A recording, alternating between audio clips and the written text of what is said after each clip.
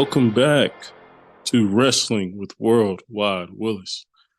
This podcast is brought to you by the LMG Podcast Network. Welcome back, folks. Welcome back. Apologize for last week. Took a little break. You know what I mean? Gotta decompress sometimes. Took a little break from wrestling.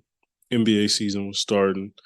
Had a bunch of life stuff going on, but definitely was tapped into the NBA and other things. But it's been fun to catch up on the latest events in wrestling, and that's what we're going to talk about today. Now, you know how this goes. Matches of the week: Becky Lynch versus Lyra Valkyria on NXT. The first, episode of the Halloween Havoc series they're having for the NXT Women's Championship. Lyra Valkyria comes out with the win. It was a really, really good match. You can tell those two, Becky and Lyra, are both from Ireland, so they both have Becky was the reason Lyra got into wrestling. They went to the same wrestling school in Ireland, the Finn Balor's school actually. So they have a lot of background with each other. So you could tell their chemistry was there, and really good match. Really good. Neither one of them are extremely athletic, but they just did a really good job telling a story. It was really technical. It was just fun. You know what I mean? It wasn't a botch fest by any means. It was just a clean, good match. So and had a really cool result. So Lyra Valkyria has been killing it for a few months now, maybe even 3-4 months now. Ever since she came back over and kind of got a second push, she's been killing it. I still don't love her finisher, the spinning kick thing, kind of like a Booker T kind of kick. Don't love that, but otherwise, every other move she has is clean, looks good. She's really good in the ring. So it's really cool to see a champ. And that's the thing with NXT, man. Their women's division, they don't have many holes. Everybody in their women's division can wrestle. They don't put anybody in that ring who can't wrestle, so who can't go. So shout out to them. Shout out to Becky and Lyra. They put in a really good match. All right, folks, let's hop right into it. My boy, LA Knight. Yeah, my boy killing it right now, man. Man, so I didn't get to watch SmackDown live, but I watched, I saw, obviously, I follow socials, so I saw that clip of when Roman walks out, the classic Roman entrance. He walks out, takes his sweet time, raises the belt over his head slowly. Music's blasting. Cool, cool, cool. Well, this time he does it. LA Knight's music hits. Crowd goes bananas. LA Knight walks out, doesn't even acknowledge Roman. Walks out very attitude era. I know people don't like to reference it, but very attitude era. I'm the man. I'm that dude. Roman, you've been that dude for a minute. No, I'm the guy now. And man, that gave me chills, man. I was just like, God, he gets it. Triple H gets it. That was amazing. No one's done that. Nobody has interrupted Roman while he's doing his whole 30-minute entrance. No one's done that. So for LA Knight's music to hit, of course he's gonna get a big pop. So it just added on to the moment. But no, I just thought in that moment, LA Knight looked like a star. He always has. Again, I've said it many times. I've always been a believer. But when you're going up against the star, Roman is the star. When Roman's on the episode, it gives the episode of SmackDown a totally different feel. It just gives it an elite level feel. And when he's off, it's a glaring weakness. They make up for it sometimes, but that's the big dog. That's Thanos. You know what I mean?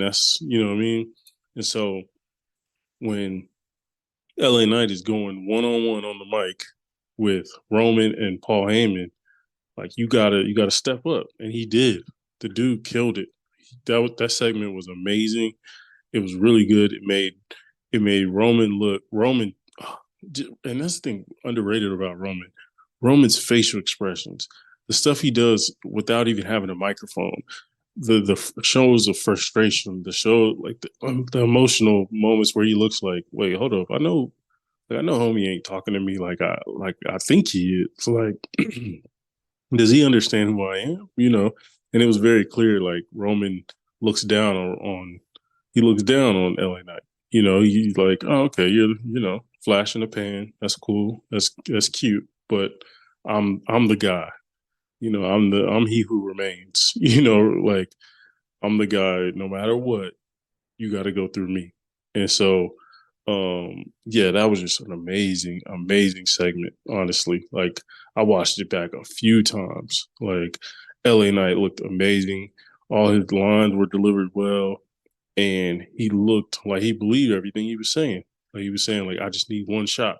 I haven't been given a lot of shots, but every time anyone has given me that one shot, I've hit it out the park, and it's true. Like it's facts. Every time he's been given the opportunity to shine, he's killed it. He's gone above and beyond. So, man, that LA Knight Roman. Anytime them two are in the same ring on whether it's wrestling, anything like it's amazing. I'm kind of we'll talk about Crown Jewel later, but I am a little down about like this is LA Knight's big moment, and he's gonna be over in Saudi Arabia or wherever Crown Jewel is, and it's kind of like man, like they keep doing this, they keep giving Saudi Arabia these moments, and I get it, I get it. You gotta, hey, as a business person, I get it, and the LA Knight is probably over there too, but it's sort of like, dang, it kind of cheapens the moment, right? Like we don't get a true United States reaction.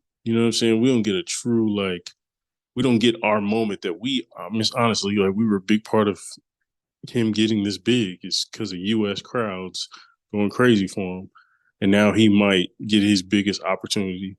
He's not going to win, but he gets his biggest opportunity overseas. It's kind of like, dang, and I like the overseas thing. Again, I've said it a bunch of times. I'm pro using some of these uh, PLEs over to take them overseas. I think that's smart. That's great business sense. But it is sort of like, damn, it kind of cheapens the moment sometimes. It matters where you are, I guess. If you're in UK, hey, makes sense, right? It's pretty uniform. But over there, they're big time WWE fans. I think that's something I've learned, but it's just a little different, and so I'm kind of struggling. So we'll talk about Crown Jewel though. Now this latest episode of Raw was really good. Now we finally got to see DIY together, and I guess I'll introduce it as this. I feel like Triple H is using this new season, this new kind of period to like really invest in his tag team division. Right, he's brought back the New Day. He's putting more of a focus on the New Day. Still giving Alpha Academy some love, but then bringing DIY together. Right, bringing them together. That's big. Bringing in, they just called up the Creed brothers, who are amazing, bro. Like they are the Victor Wiminyama of the tag team division. Like seriously, like them dudes as a prospect. I mean, there's no better tag team. Like they remind me of the Steiner brothers when they were coming up. They just athletic, technically sound, can do anything you ask them to do. They can do it, and they're fun. You know what I mean? They're a fun tag team to root for. And so, yeah, Creed Brothers, I think, are honestly going to change the tag team division. I really do. I think even in their match tonight, when they went against Alpha Academy, like the crowd was loving them. Like they were over, and they've been over before, but they was just in NXT, so it's kind of hard to get a barometer of if someone's over or not in the NXT in that small arena. So, but bro, Creed Brothers, be on the lookout for them. If you don't watch NXT, be on the lookout for the Creed brothers, man. Like they're a generational talent, both of them. Like, so I'm really looking forward to that. DIY again got the win against Imperium. Both look really good, and I'm really happy that they're together. I'm excited to see how long that lasts, but you can definitely tell there's more of an investment from Triple H in the tag team division and tag team matches. Like most of the main events are tag team matches now, or 6-man tag matches, whatever. Sometimes it can get repetitive, but if you have the right tag team, they find a way to switch it up a little bit. So yeah, that investment in tag team division is really intriguing to me and very positive. Um, Also, I want to touch on Survivor Series. I'll dig into it a little bit more, but I am excited about Survivor Series. Like Crown Jewel, at first I was like, Crown Jewel, who cares? Crown Jewel's card is pretty stacked, so I'm actually really excited for Crown Jewel. But I also know, like, once that's over, one of my favorite, you know, pay per views is going to be here in Survivor Series. A much maligned, much over, gets too much hate as far as pay per view, and the kind of gimmick of the pay per view gets way too much hate. It's a beautiful setup. I love the classic, 5-on-5 or whatever, war games, whatever is involved. I love it. So I am really looking forward to Survivor Series. I think it's going to be some big matches on that card. I hope they treat it as such, especially with the history. It's Triple H, man. Like I should know. Like he's a historian when it comes to wrestling, so he knows like how much Survivor Series was a part of making the WWE what it is now. So really looking forward to that one. All right, now let's talk about Crown Jewel. All right, so we'll kind of just go over the card and like what I'm looking forward to from the matches, and if you know, I guess I can give it a rating coming into the door, and then we can, once we review, we can see, did it live up to that or not. So the first one is John Cena versus Solo Sikoa. That one, not super excited about it, but I am. I guess I'll say this: I'm excited to see John Cena get his flowers. That's about it. I'm excited to see John Cena get his overseas flowers. He didn't really during his heyday, he didn't really get to go overseas like that. Like obviously they went on their tours, but he didn't get to do PLEs overseas. Like they weren't doing that, right? Especially during that time. So yeah, John Cena versus Solo, I would give it probably. I'm gonna probably rate that match. Not even seeing it again. That's kind of the gimmick. I haven't seen it. I'm gonna say it's gonna be at a 2.5 out of 5. 2.5 out of 5. Um, just Solo doesn't do it for me in the ring for some reason or another. Something's missing. I do think he was really good in NXT because he had the mic. He was allowed to use the microphone, which for his character he doesn't use it here, but he's really good on the mic. So, but his wrestling never inspired me. And that's honestly a lot of them. Like the Usos wrestling, their matches get me, but their wrestling style doesn't get me. You know what I mean?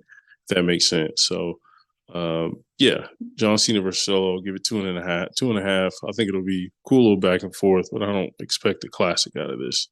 Next we have Cody Rhodes versus Damian Priest.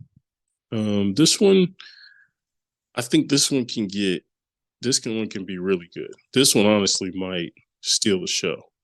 Um, just because Cody is that good, Damian is that good, and they've wrestled so many times before. Um, but no, I can see them two putting on a really good match. I'll give that one a 3 out of 5, but definitely think, I wouldn't be surprised if walking in a Sunday morning they were like, "Yo, match of the year, Damian Priest, Cody Rhodes." Like I wouldn't be shocked. It'd be a little interesting, but I wouldn't be shocked. All right, the next one we have the WWE Women's Championship match. We have Bianca Belair, Bianca versus Io Sky. Now I said the last match could steal the show. Honestly, this one might actually steal the show. Um, just because they had a great match at Backlash. They didn't really have much time together. Well, they went against each other plenty of times in NXT, but like on the main roster, them two didn't get to go against each other as much. So I could definitely see this one coming out and being a banger. Seriously, like Io and Bianca have really good chemistry, and Io is gonna do something crazy. You know she is. She gonna moonsault for something crazy. So I will predict that's gonna be a 4 out of 5. 4 out of 5. I think that'll be a really good match. The next one we have Rey Mysterio versus Rey Mysterio versus Logan Paul. This one,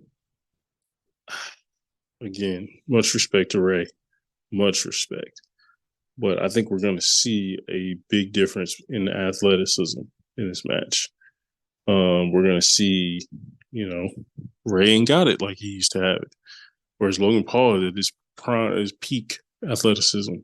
So it's going to be kind of obvious to see the slowness of Ray in this match. So now I will say Ray is going to probably call the match as far as in the ring. He has the experience. He's going to tell Logan what to do. So I trust Ray in doing that, but it's still, you know, it's I don't expect much at all from this match. So I'm going 2.5 out of 5 for this one. 2.5 out of 5. I could see something going wrong. I could see, you know, I don't know, the nerves getting to Logan on that stage. That hasn't happened before, but you never know. The next one we have the Fatal 5-Way. We have Rhea Ripley, the women's champion, versus Shayna Baszler versus Zoe Stark versus Raquel Rodriguez and Nia Jax. This one, again, I saw somebody on Twitter say this is either going to be the best match of the night or the complete disaster. Like a complete disaster for whatever reason. I mean, we all know like there's people in this ring in this match that can't wrestle, that aren't good, that are all outright just dangerous, to wrestle with. Nia Jax. So a lot of big girls, but there's some technical. Zoe Stark and Shayna, really good technically. Rhea can do both. She can give you technical and power. So I am interested in this one. I like the 5-way. That's kind of old school. Like you don't see many fatal 5-way matches at all. So I'm gonna say this is gonna get a 3.5 out of 5. I could easily see this going 4.5 out of 5, just because there's so many different people in the ring, and there's so many ways you can kind of lay out the match. But yeah, the World Heavyweight Championship, which is Seth freaking Rollins versus Drew McIntyre. They've done a really good job of building this match and this feud just off of like realistic storylines, honestly. That one I could easily see going. I could see that going 4 out of 5, just because both are really good. And the build has been so good. So, when the build is good, they usually have plans for it to be a big match. So yeah, I could definitely see that being a 4 out of 5. And then we have in our championship match, the Universal WWE Undisputed Championship match, we got Roman Reigns, the Tribal Chief, versus that dude, LA Knight. Yeah. Okay. I'm going to predict this is a 3.5 out of 5, only because I think shenanigans are happening. I think LA Knight's going to have a clear chance to win it. Bloodline's going to attack him. We're going to set up for him to be a part of Survivor Series. I think that's what's going to happen. So we'll see, but I think that's what's going to happen there. I just think you don't want to have LA Knight losing. You don't want LA Knight to get stomped out. You know what I mean? You don't want to have him getting just dominated. Like they need to have LA look like competition, but also don't make Roman look bad. So yeah, it'll be interesting. I don't think that LA Knight is ready for the title, to be honest. I think this is still some of that Sami Zayn, Cody Rhodes type of energy I'm getting from the internet wrestling community. But I think if LA Knight loses, like due to some bloodline shenanigans, it doesn't hurt him. He's also you got to test and see him in the main event light, which he's passed with all colors. And also it sets him up for, Survivor Series. So it sets him up for the next thing. He isn't coming out of this with no direction. He's going to have a clear direction towards Survivor Series. But yeah, Crown Jewel card is really stacked. Really looking forward to that one on Saturday.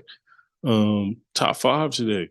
Top 5 is our top 5 pay-per-view events. So my top 5 favorite pay-per-views events of the year. So starting out number 5, Money in the Bank. I really enjoy Money in the Bank. I low key hate it once they start using it on TV or they start to like flaunt it around with no direction. I hate that. But the actual match itself, it's obviously there's a men and a women's match, so you're automatically thinking like, okay, who can win it? Who could do well with it? Who needs it to help their character? All those things. So, um, yeah, uh, Money in the Bank is just fun. It's a fun concept, and I mean, anytime you throw a ladder in there with like 6 people trying to climb it for an object or a prize, I'm down for that. I'm down to watch that any day. Number 4, the Elimination Chamber. I really love the gimmick. I really love how there's pods and there's a countdown, and yeah, this the match layout is beautiful when it's done right. Like last year's, or I'm sorry, go watch 2023's Elimination Chamber. It's really good, and the Elimination Chamber can be used as a coming out party for people. Um, it can be used as a, oh snap, this person's really good. Like earlier this year, Bronson Reed had a standout performance. EO had a standout performance. No, I want to say EO had a standout performance. Montez Ford did. Johnny Gargano. You know, it's just you're throwing dudes in the ring to figure it out. Some of them are kind of on the cusp and they need a little extra oomph. Throw them in the Elimination Chamber. Let them really shine and it'll look good. Like when Elimination Chamber was over, everybody was like, man, I got to see a Gargano Seth Rollins match. Like they weren't saying that before. So I think it's just so many avenues. And the great thing about Triple H is he's used it not as just the gimmick, but he's also like understood like, okay, this Elimination Chamber, but I can still have some storylines to where like people are avoiding other people or, they're trying to avoid that person coming out of the pod who has a problem with them. So Elimination Chamber is always really fun. Number 3 for me, I mean, this is probably number 1 for most people, but WrestleMania. WrestleMania is amazing, especially now. It's like a whole spectacle. Like I remember my favorite WrestleMania is WrestleMania, I want to say 17 or 19. It was the one in Houston. It was when I want to say it was when Stone Cold turned heel. I want to say that was one of my first WrestleManias I ever ordered. My mom let me order it. So that one changed my life. So WrestleMania, I like WrestleMania. Sometimes I get annoyed that people are already looking towards WrestleMania and it's, you know, July of that year. And it's like, dude, you got a whole nother damn near year. Like, why are we booking WrestleMania already? But either way, obviously it's probably the biggest spectacle in the world at this point. It's on par with the Super Bowl, honestly. So yeah, Mania number 3. Number 2, the Royal Rumble. Now, most people would say this is their one just because obviously the Royal Rumble match is just, it's classic. Everyone knows the rules. You could say Royal Rumble to 95% of people, even that don't even know wrestling, and they know what you're talking about. So it's fun. It projects well, gives you a WrestleMania, match out the gate. It changes a lot of people's careers. You get to root for your guy. You get to have comebacks and surprises and all the different things. So, yeah, Royal Rumble's number 2 for me. Number 1, again, this is a hot take. I love Survivor Series. I love it. I always have. Always, always. My favorite Survivor Series of all time is Survivor Series in 2019 when they let NXT be a part of it. Bro, that is the best Survivor Series of all time. Like, you can argue with your mama. Like, that one put people on the map. Keith Lee, legitimately, people were like, oh, this dude's a star just from that match alone. So, yeah, Survivor Series, I just love the team aspect. Even if they're brand to brand, I'm cool with that. Like, some people annoy me with wrestling because, like, bro, it's not that serious. It's not that deep. Like, if one dude, they're like, well, they cross over, so why are they brand versus brand? It's like, dude, people fight each other and play sports against each other for way less reasons. But these two brands are like, okay, we're the best show. No, you're the best show. No, we're the best show. Okay, let's have a match about it. Like that's simple, you know. Um, but yeah, I just love the team aspect. I love the putting people on a team that don't all like each other, but they're just on the same team, you know, being asked to do the same thing. And yeah, man, Survivor Series always cooks for me every year. I've really liked it. Now, some years it's a little trash. Like they'll have like SmackDown beat Raw like 9-0. It's just like as far as matches results go, and it's just like, really, is that what we needed? You know, but it's also again, it's put a lot of people on the map. Braun Strowman, a lot of people on the map due to Survivor Series. So yeah, one of my favorites. Again, really excited for this year's Survivor Series. I love that Triple H brought back War Games. So I'm really excited to see who. I think Judgment Day is for surely in it, but I am excited to see, you know, who's all a part of that match and the women's match. It's just, again, it's so much opportunity there. You know, I love ensemble. So it's so much opportunity for the ensemble to shine, you know. But yeah, that is my top 5 pay per view events. Top 5 favorites. Number 5, Money in the Bank. Number 4, Elimination Chamber. Number 3, WrestleMania. Number 2, Royal Rumble. And number 1, Survivor Series. Again, some of that is shocking, you know, I'm sure, but yeah, I really enjoy those.